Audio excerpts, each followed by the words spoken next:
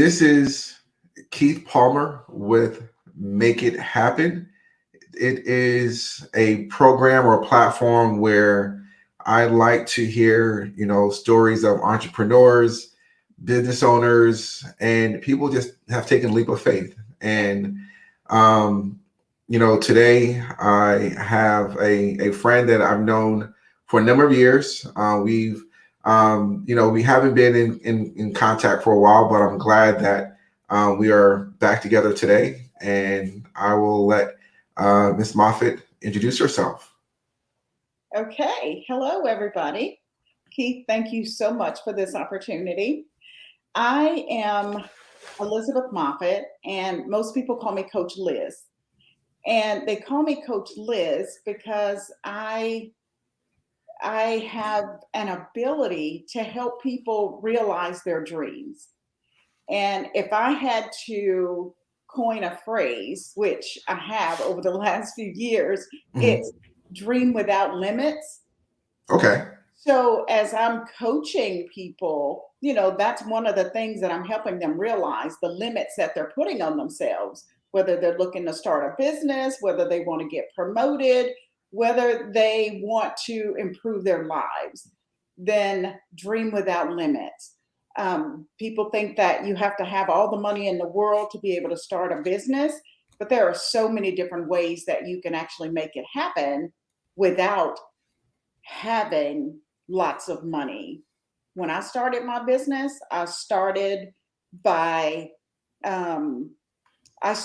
with what I could see in my hands, which was nothing. And I had a computer and a cell phone. And so I started making phone calls. And that's how I made it happen. Okay. Now, what were you doing prior to you being a coach? Were you in corporate America? And then if you were, what was it that kind of said, you know what, I want to go transition out of what I'm doing? Yeah. I started out with an organization as a temp employee. Okay. And after 2 weeks, they were so impressed that they hired me full time. And I stayed there 14 and a half years. And during that time, I ventured into human resources, which I really didn't know what human resources was.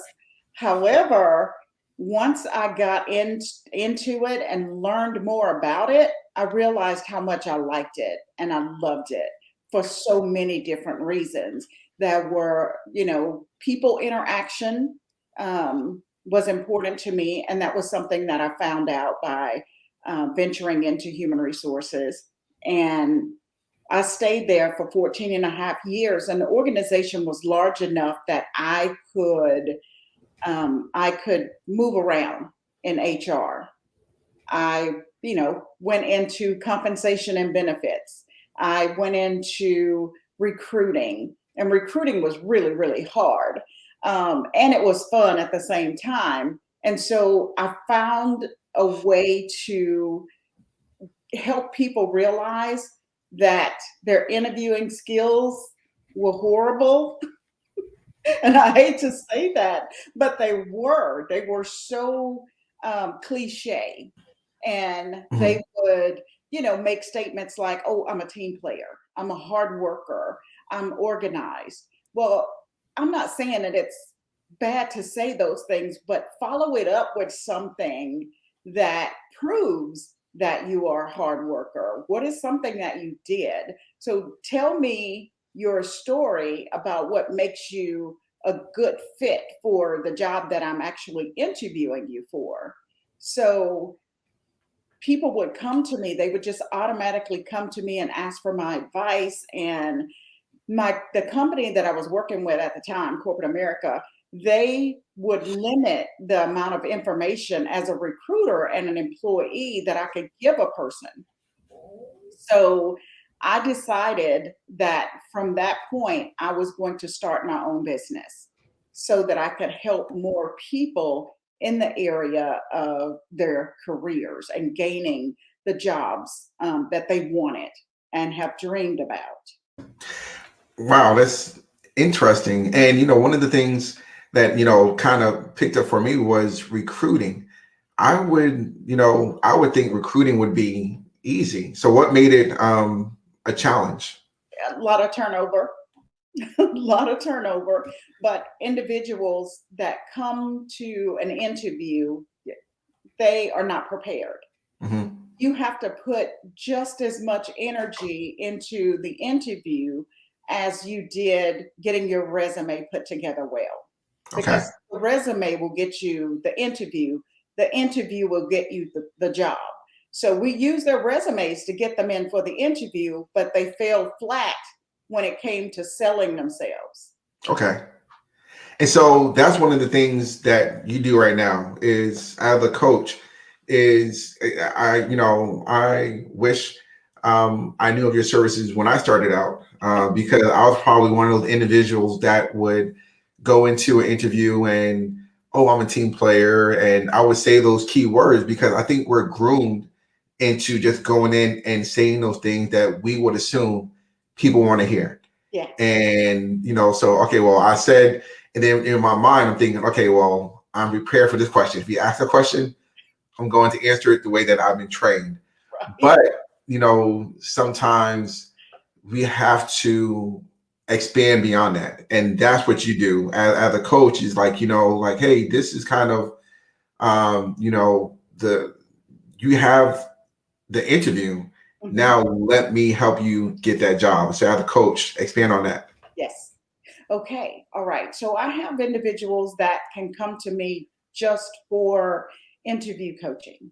Okay. And the success rate of people getting jobs after going through the interview coaching services that I provide is at least 98%. Okay. So, and I've coached a lot of people over the years. So it's really just helping them to think about all the things that they have done. What have you done for other organizations that is going to help you get this job? And number one, I help them identify whether it's a good job to apply to first and foremost. Mm-hmm. So if we determine that it's a good job for them to apply to, then we use that information to build their infomercial. So I've asked so many questions that make them think about what is it that I have that would make me a good fit. Most people forget about all the things that they've done all day for an organization to make them successful.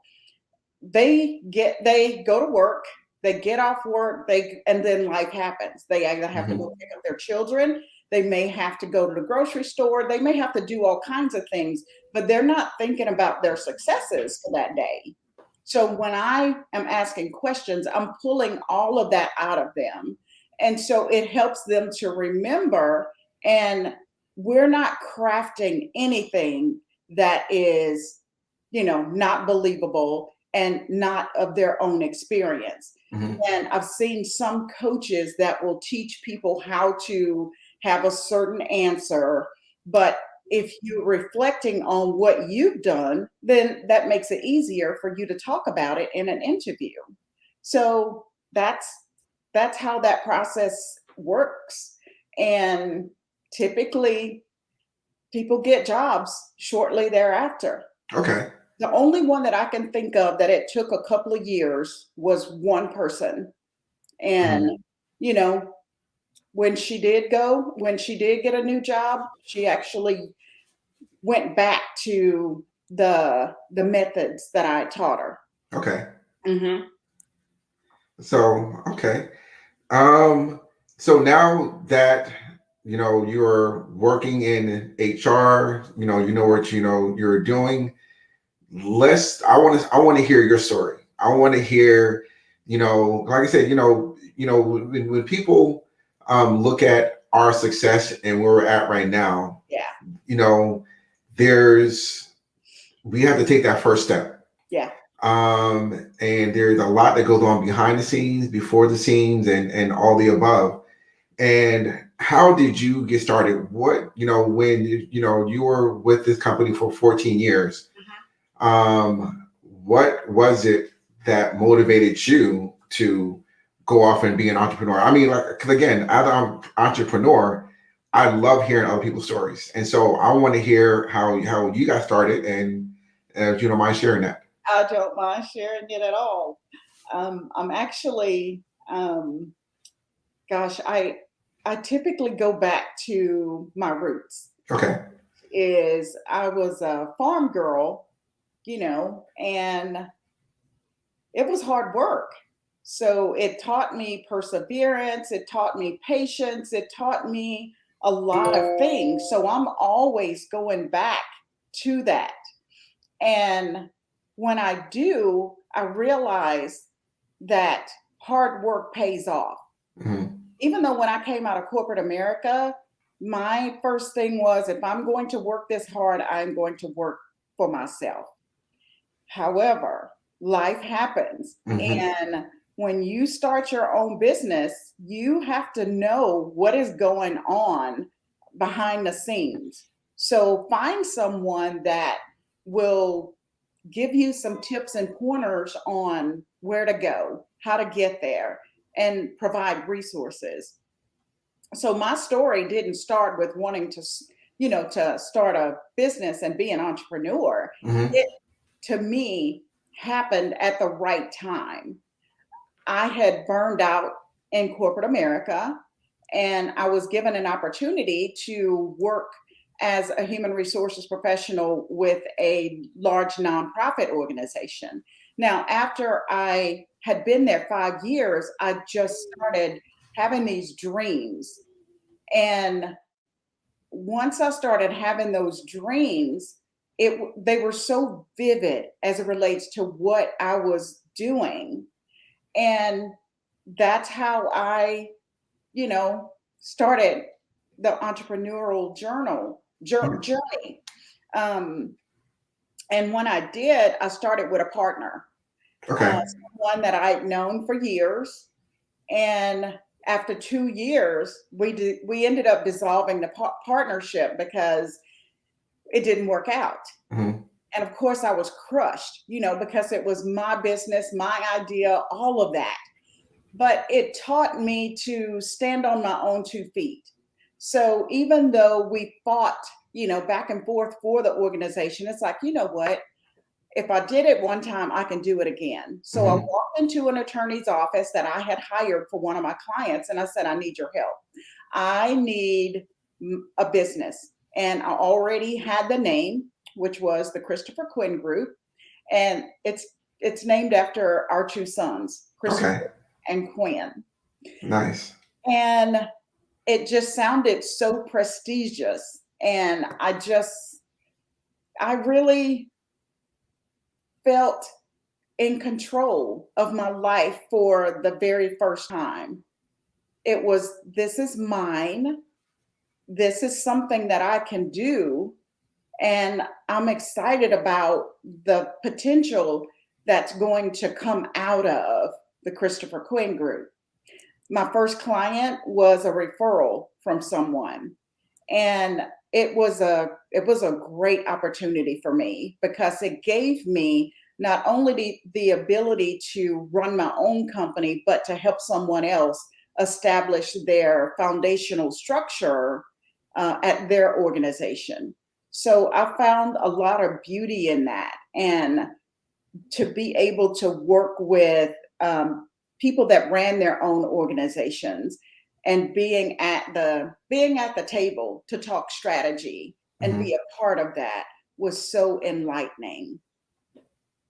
So I hope that answered your question. No, it did. And one of the things that I kind of sensed as you were speaking is I kind of sensed a little bit of the excitement when you share it is mine. And it kind of I kind of sensed that as you were sharing that, it kind of poured back an image of you in that situation, and it's kind of it's good hearing that. It's Yeah. good hearing that, man. Like the song goes, started from the bottom, but there's a way to progress, there's a way to advance. And one of the things I picked up on what as you were sharing Mhm. was that you did have a business partner, but Yeah. you identified that it was not ideal. Yeah. And so that's something that I can only imagine you had to deal with internally first, because this person, I'm not sure how long you guys have been friends. I know you guys were in partnership for about 2 years, but those are decisions that business makers, business owners have to make. Yeah. And so I applaud you for recognizing that and just saying like, hey, this is something that I have to do, has to be done. And so, were you guys still friends afterwards? Were you guys still cordial? No, No. Okay. Hey. not at all. Okay. That's unfortunate.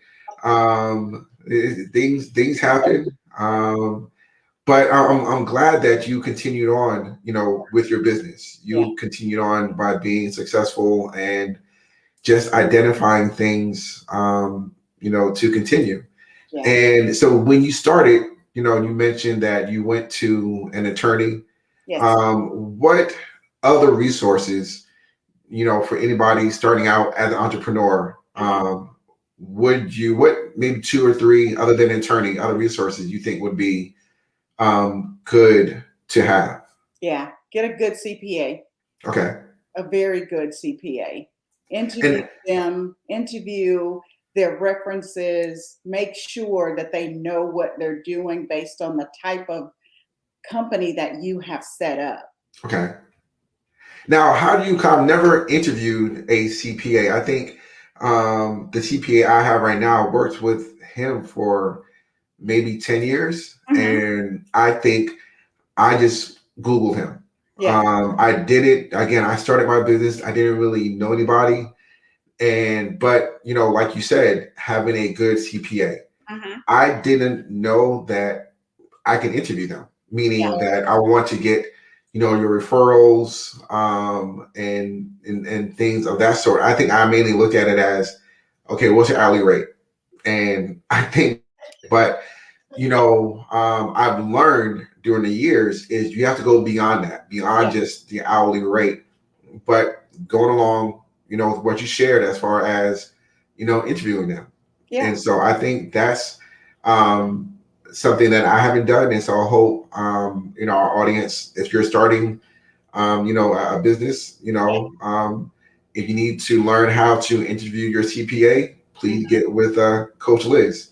Absolutely. She can, help, and some of those things may help save you money in the long run. Yeah. Just because the rate is right now, it may take that CPA, or any other professionals that to do their due diligence and find information. Whereas somebody that may be a little bit more um, established, their rate may be a little bit higher, but they know the go-to resources for those kind of things. Yeah. Sometimes you have to make sacrifices. You have Mhm. to look at the quality of work that you're going to get versus um, versus how much you're going to pay for it. Okay. And of course, you do have the expectation is, I'm going to pay you this amount of money. I really expect you to know your craft, Hmm. because that's something that I'm still responsible for, regardless to how well you do what you do. Hmm. So it doesn't mean that you're giving over your that part of your business. You're still responsible for it. You're still responsible for making sure that your company taxes are paid. You're still responsible for your taxes being filed on a quarterly or yearly basis, whatever type of um, business that you have set up. You have to make sure you're meeting those deadlines. Otherwise, IRS will get you. Yes, they will. And as a comedian, shared years ago, is you don't pay taxes; they take taxes. Right. And so you want to make sure that you're paying, or they're taking the appropriate amount of taxes. Uh-huh. So, and but yeah, so that's very interesting as far Yeah. as a CPA. You know, I think another resource. And I used to always think that, oh, well, I need to get a for my business. Yeah. For me, those are things that can wait. I think having a cool logo is nice, but Yeah. it's not generating revenue. Yeah. I think one of the things I've learned as well is if you're doing e-commerce, I think a resource is a good banking relationship as well. Mm-hmm. Because, when I started out, again, these are things that I've learned over the years, and hopefully our audience can kind of pick up on, some of our story that we're sharing. Yeah. Is I went to one of the top name banks, and I've learned over the years that I'm just a number.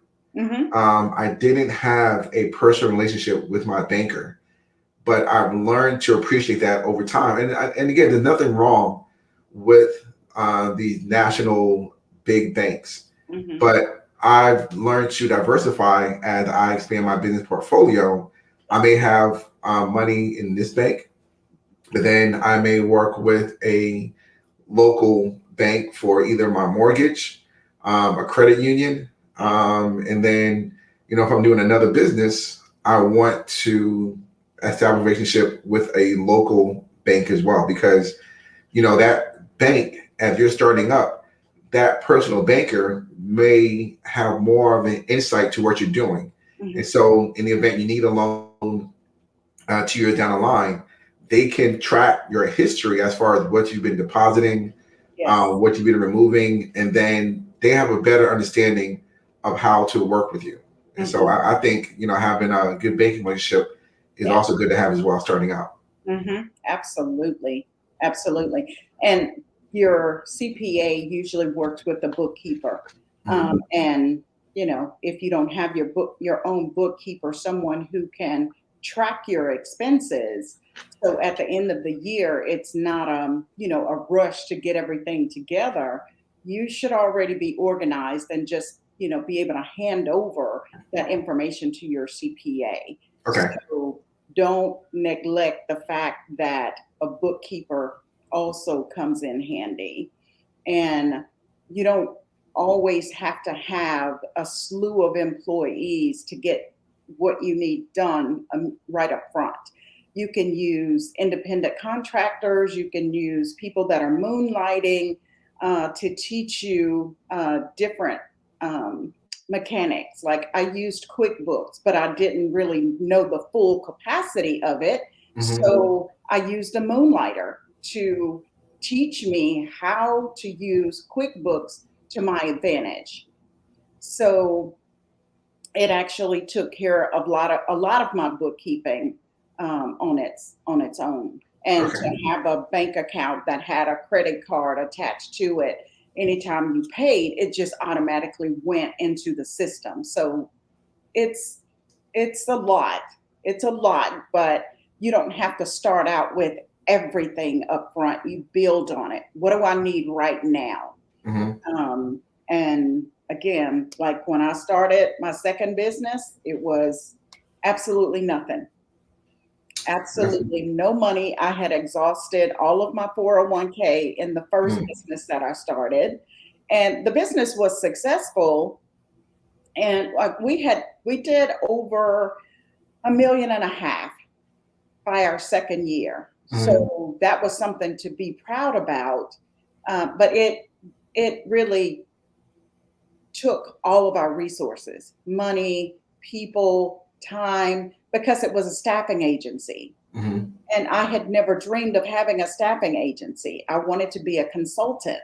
Okay. And so that was another reason that, we dissolved our partnership. And when I started the Christopher Quinn Group, I was able to do whatever I wanted to do. And if there was something that I didn't want to do, then I just didn't take it on. So it gives you a lot of freedom and flexibility that when I was in corporate America, I was told what to do every day. And now I get to make those decisions myself. And if I don't want to do something, I don't have to. And I also have a list of people that I can go to that has HR experience, that are retired and have a lot of experience, and I go to them and farm out those tasks. Okay. Um, well, what I want to say is I want to welcome you to the group of exhausting your 401k, because I am right there with you. When I started my business, I didn't have, the funds, but yeah, I had to exhaust my 401k. Mm-hmm. So, Yeah. so welcome to that group. One of the things, you mentioned is having the flexibility to do things, as your own. But what are some of the rainy days? Like I said, we always talk about our successes. Yes. But what are, other than challenges as far as, starting a business, not having, the revenue, the ability to cover overhead. Sometimes I've been there. What are some of the challenges you've seen as far as starting a business?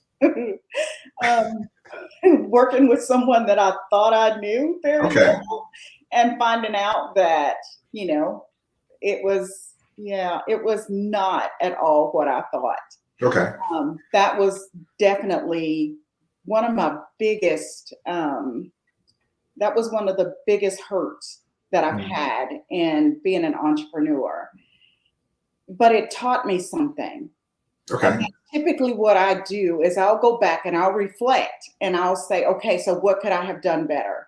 In that case, I could not have done anything better. It was just time for me to see that that was not going to work for me. Okay. And there's always something.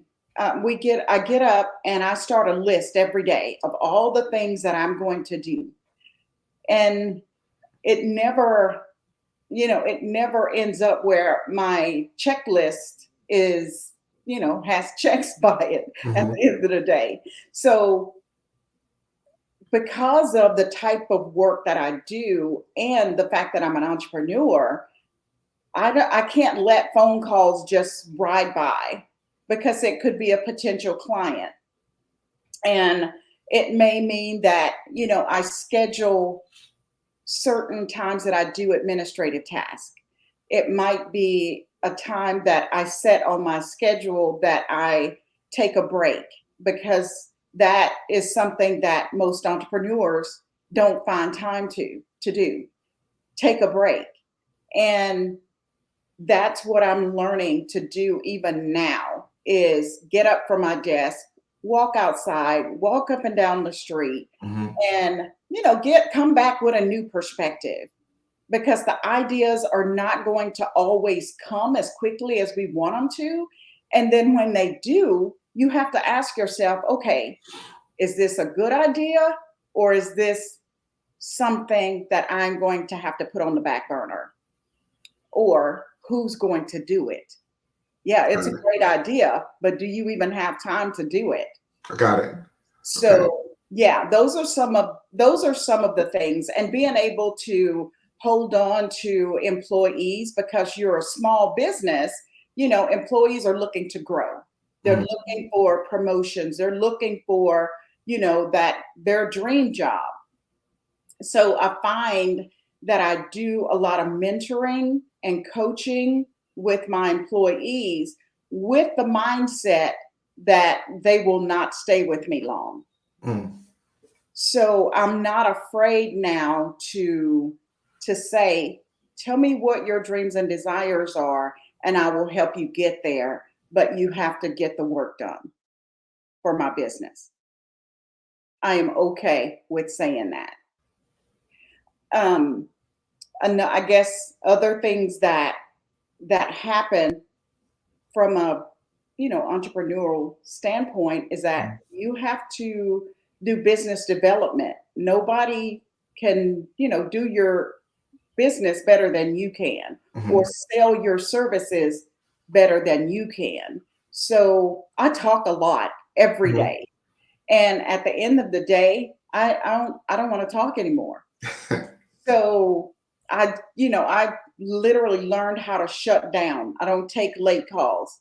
Mm. Anything after 6 o'clock is a no-go. Okay. I'm just not going to do it. And that preserves my energy for the next day and what's coming. Okay. So while you're in a corporate job, appreciate what opportunities you have there.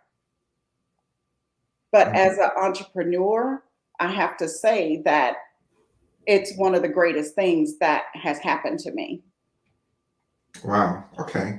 One of the things, you shared was actually I'm going to take away as a good nugget for myself as a business owner is, I've never really considered the people on my team that they are looking for other opportunities. And it may not be right. They do are looking for ways to grow. Hmm. And as a small business, you may not always have those opportunities. Right. Um, but one of the things that you shared was, you asked, what is it that you want? What do you want to do? And I need to start incorporating that into my message as I speak to my team a little bit more. So that way I can understand them because, I do have an outlook and a perspective for my business, Hmm. but I need to do that same thing for the people that I work with. And, for years, I've never had a tendency to say my employees. I've always, when we would meet people, I'll say we work together, Yeah. and those are one of the things that I try to do to, make the people that I work with, you know, um, I don't want them to feel like, oh, well, Keith is the boss or anything. I'd rather just say, hey, we work together, and just kind of, go from there. But I did like what you said as far as just asking them, what do they want? What is a day in the life of a life coach? Yeah. The day in the life of a life coach. Yes. For me, a day in the life looks like me learning from the individuals that I'm coaching. Okay. I never put myself in the position of being a know it all. So it's really validating individuals, validating that whatever it is that they're going through or whatever they're feeling is valid, and allowing them to talk about anything and everything in order to get them past where they are. I have a tendency to, like I said earlier, ask a lot of questions. And I know when a person is uncomfortable answering some of those questions, but they trust me enough that they will go ahead and answer it. Hmm. Because if you don't be completely open with me, then I don't know what I am trying to help you with. I have some individuals that'll call and say, I need a new resume. And it's like, okay, I can do that. Um, Hmm. what about your interview skills? Well, it's been a while since I interviewed, and I would ask questions about, okay, so when you do interview, how do you feel about it? And so they would tell me they feel that they didn't do so well. So that's an opportunity for me to offer interview coaching services. And then I have those individuals that, will flat out tell me, well, no, I don't have a problem with my interviewing skills.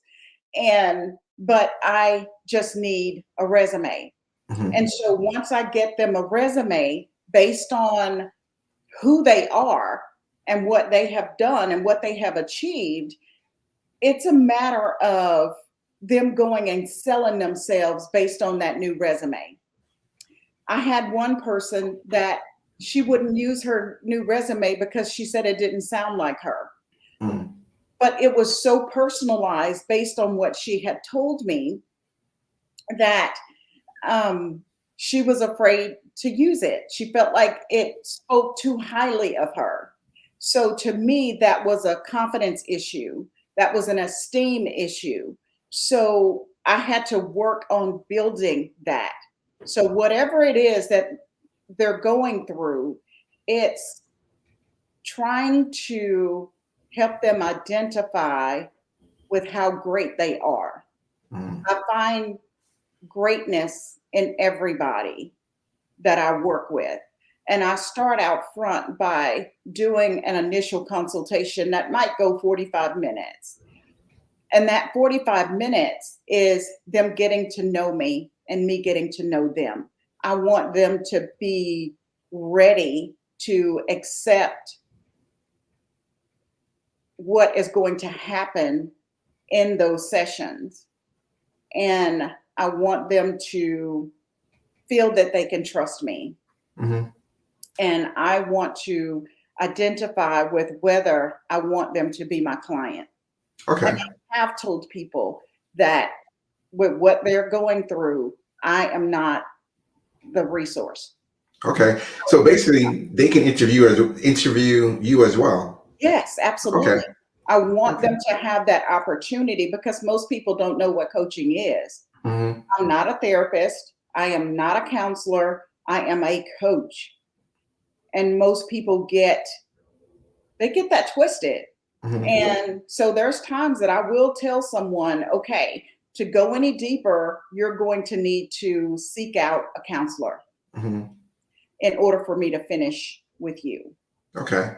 So I coach from a whole person perspective, and I want them to be even better when they leave. And they always do. And they always come back. Mm-hmm. So if like there's one young lady that I coached. She said she wanted career coaching. However, on the during the second session, she said, "Okay, I got all that. I just need you to tell me how to get rid of this person." And I said, "Oh my God, that's very blunt." Yeah. So what is it that is making you want to have to get rid of this person? Mm-hmm. And she said, they're just too controlling and I can't handle it right now. So I helped her craft a script of what to say in a text message. Got it. Okay. And I said, don't deviate from what I'm telling you to do. And then block her. Wow. Okay. And she did. She did exactly what I told her. It didn't make her feel good, but it gave her the time to realize how to gain control of her own life.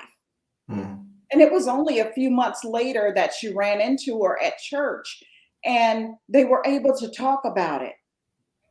But in the state that she was in when she asked for help, she couldn't have had that conversation because she had no control. She had given all of her control to someone else. Wow. So sometimes it changes. Mm. Yeah. Okay. Wow. That's very interesting. So Coach Liz, doing your thing. Doing I'm your loving it. Yeah, that's good. So, Isn't and it? I always tell people, to love what you do. Yeah. And it sound like, you love what you do and you love, engaging with your clients as well and just kind of helping them get through those processes. Yeah. And so even outside of just, assisting clients with resumes and interviews, Yeah. do you also help individuals advance their career? Yes. So move up the structural ladder. How do you do that? Yeah. It's really helping them to identify what they want, Mm-hmm. where are they trying to go, what's their ultimate goal, because you might not be able to jump from where you are to an executive level position. Of course. So let's step it out. Let's build a roadmap. Let's go to this job first because this is what you're going to gain from it. And then we will move you, we will start looking for that next role. Now, if they have trouble with time management, then we talk about solutions for them managing their time. If they have issues with managing people or they haven't managed people before, then the coaching takes a turn to knowing how to treat employees and knowing how to get the best out of your employees. Not every employee is going to be the same, even though they're doing the same job. You have to get to know your people individually so you know whether, they like public praise or private praise. Just because you're happy about, them finishing a project doesn't mean that they want to be pulled up on the stage and celebrated, because it's not what they like. So get to know the employees. So it's really about advancing in every area that they need to develop in. I won't say weakness because I hate that word. Okay. And I said hate. That's probably hard. Huh? I have You're a not- strong you're- dislike. You're not a fan of that word. I am not a fan of that word because in my eyes, I don't have any weaknesses. So you don't hear me say I have weaknesses. I have areas to develop in. Okay. So that's where I want people to start thinking, like when they're in an interview and they ask, what are your strengths? And then what are your weaknesses? And it's turn that thing around and say, well, the areas of development that I see that I have are, and then tell me what you have been doing to increase it or to make it better. See, and that's why individuals need to work with you, because you, like I said, you kind of guide them Yes. on developing their areas. So I agree. There shouldn't be any weaknesses, but areas for development. And it sounds like you encourage your clients, you encourage others to be their best selves. And so I really appreciate you sharing all that information. And I really liked you sharing your story. And I will encourage our audience, our listeners to contact you. And I think we all need a life coach. And I think from the work that we've done previously, I think you definitely know what you're doing. So I really appreciate that. Can you share some of your contact information, your website, and your social? Yes, absolutely. Let's see. I'm on Facebook as Coach Liz Moffitt. I am on Instagram as Coach Liz Moffitt. I have two websites. One is Christopher Quinn Group, which really focuses on the human resources, employee development, training side. And then I have lizmoffitt.com, where you can find the different levels of services that I provide, and you fill out a form to let me know what you have in mind. So it gives us a place to start. Okay. And then my phone number is 214-944-1472. Got it. And I'll make sure not to reach out after 6 p.m. So that's if you want to talk. If you want to talk, don't call after 6. Got it. Well, Coach Liz, I really appreciate you sharing your story with us, sharing, what you do for your clients. Yeah. And again, thank you. You're welcome.